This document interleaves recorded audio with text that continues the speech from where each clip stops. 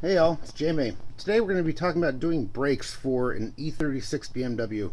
It's pretty much universal about how brakes are done. It's not too complicated. It's pretty simple. But I'll be going over the steps of what you need to do to go ahead and change the brakes and the rotors, because I need to change the rotors. They haven't been changed in over probably 15 years. So, especially for the rears. The rears, as far as brakes go, when you do a brake change, you're normally doing 3 pads on the front to every 1 for the rear, because of the braking situation that's set up for most cars, which is 70% braking up front and 30 in the rear. So your rear brakes will be wearing out less often than your front. So to start off, we're looking at doing a 17 millimeter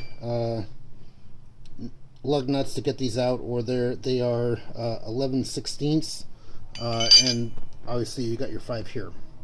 And ordinarily when you tighten your lug nuts, you want to do a star pattern, so you're looking at doing this, here, and then down here. I would suggest probably releasing them the same way from the tire, just because it's doesn't warp the rim. So with that, we'll go ahead and move on to the new rotors and show you what the difference is between those. So here we are with the new and old rotors. Now if you look at this thing here, it's pretty well worn out, and it's got a lip on the edge, as you can probably see by there.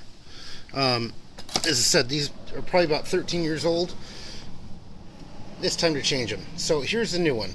Now when you get a new set of rotors, what you want to do is you actually want to take some brake clean and clean off the machine oil and everything else that's on the edge of this, because it'll fill up the brake pads if you don't do that. So I'm going to go ahead and spray them down, wipe them down, and then get ready for them to be installed. But first we've got to remove the tire, and we'll go from there.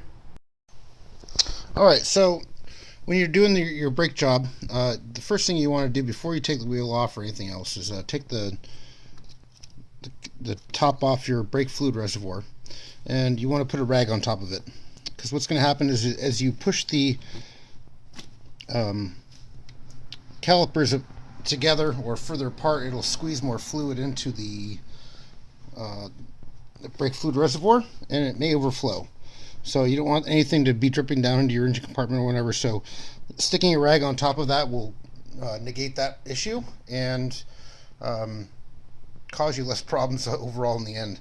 So take the cap off, put a rag on top, or you can optimally do a syringe and pull all the fluid out. That's up to you, but that's one of the things you want to do to make sure that you don't get brake fluid all over the engine compartment.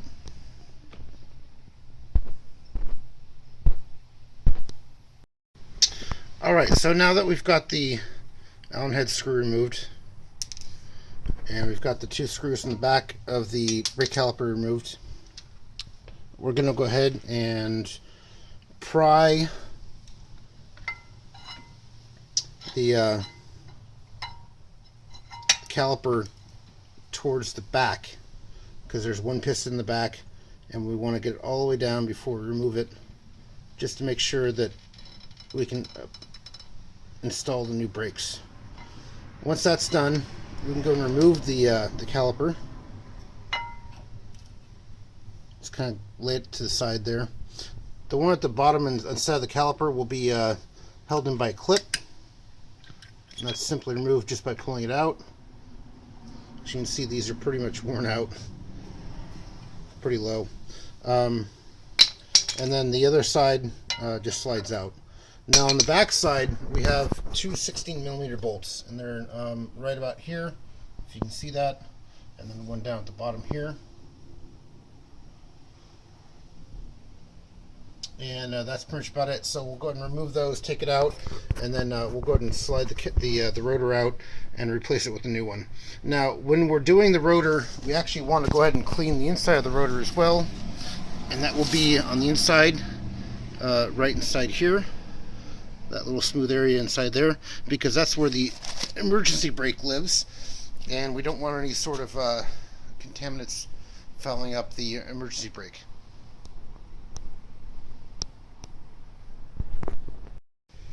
Alright, so now that we got the wheel off, we're going to go ahead and remove the 6mm nut here. We have to pry off the tension bar on the brake caliper. And then there's two plugs on the back of the... Let's see if I can get a good shot of that. Maybe not. Right there. There's two plugs, one here and then one at the bottom down here. Let's see. Right there. Remove those plugs. And those will be the sliders for the brake caliper assembly. So we'll go ahead and remove those, and then we'll be back in a little bit.